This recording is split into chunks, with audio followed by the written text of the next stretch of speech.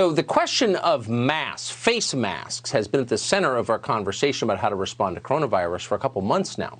Face masks protect our first responders. We know that. There's some question that maybe they could protect the entire population. But in either case, we don't have enough of them. So for the past couple of weeks, we've been trying to figure out why. Why are we short of something as simple as a mask?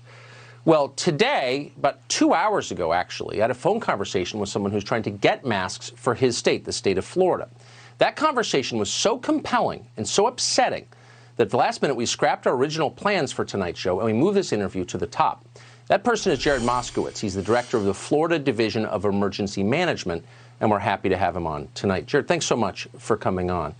So, simple question. Repeat for our audience, if you would, what you told me about your efforts to get masks for your state, which, by the way, is your job. What happened?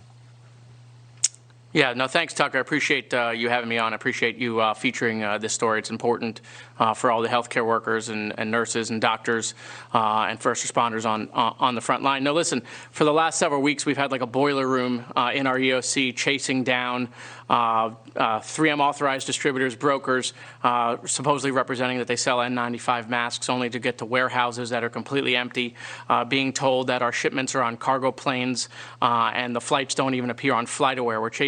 We're chasing ghosts, Tucker. And so, you know, I just decided to turn up the heat and tell people what is actually happening in the N95 mask space. And so, you know, 3M reached out to us today. Their government relations folks wanted to have a conversation, and I thought perhaps maybe what 3M would finally say to me is that they have masks to sell me, but what I actually found out is even more frightening. It's what we suspected, which is that the system is completely broken, and that the authorized distributors who right now can't tell me a timeline when I'm going to receive my masks orders that I put in a month ago, and by the way, the terms and conditions are, you know, I got to pay for the masks and can't cancel my order. Is that 3M has lost total control. And so what I asked 3M is that, are they aware that their authorized distributors, U.S. companies, are telling me that the reason why our orders are being pushed down is because foreign countries are showing up with cash to purchase the orders. And when I told 3M that, not only did they not dispute it, I asked them if they've put out any guidance to prevent the behavior, and the answer was no. And so when I asked 3M, you know, what is your production? They said they're making 10 million masks a week. And when I said, great, I have money, I'd like to purchase some of those, they said I couldn't, that they have no mask to sell me. And it's criminal what's happening, Tucker. And I want to say something very clear.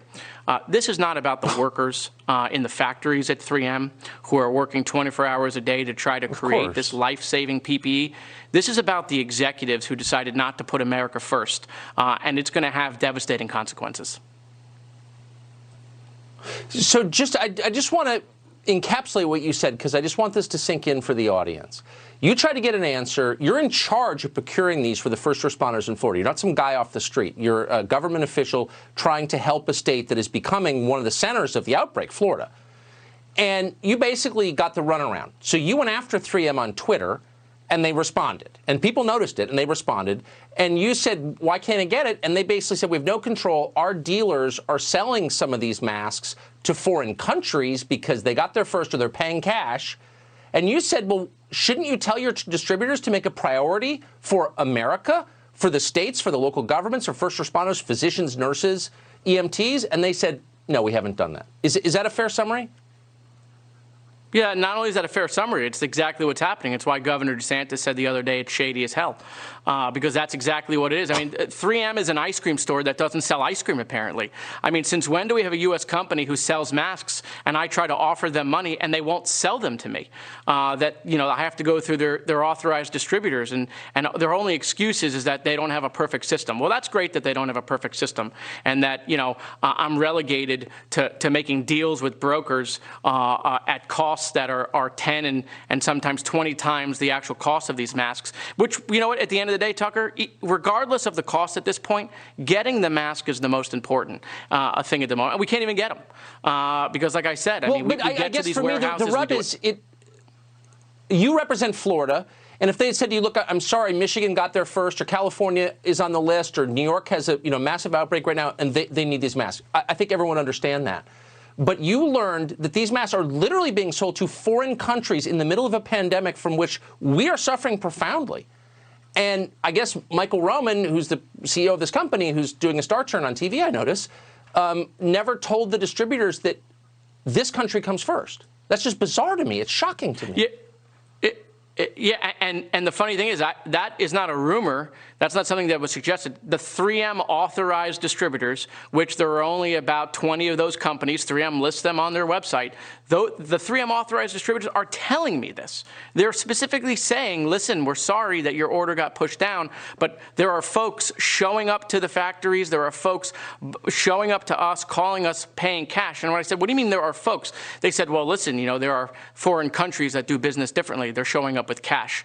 And that is the idea that an American company is selling masks away from our hospitals, away from our doctors, away from the real heroes on the front lines, is something that will long be investigated after this. But it's really criminal what is happening. That I can't, and other emergency management directors, other CEOs of hospitals can't get what this is life-saving PPE because a company decided to make a globalist decision and not put America first. You'd think that the government affairs guy who called you today would have thought, this is pretty disgusting what I'm defending. Maybe I'll just send a memo to Michael Roman and say, hey, Mr. CEO, you should tell our distributors to put the state of Florida above, say, China. But they didn't. Jared Moskowitz, I really am thankful that you came on tonight. That's the most vivid description I've heard. I appreciate it. No, Tucker, thank you. I appreciate the opportunity.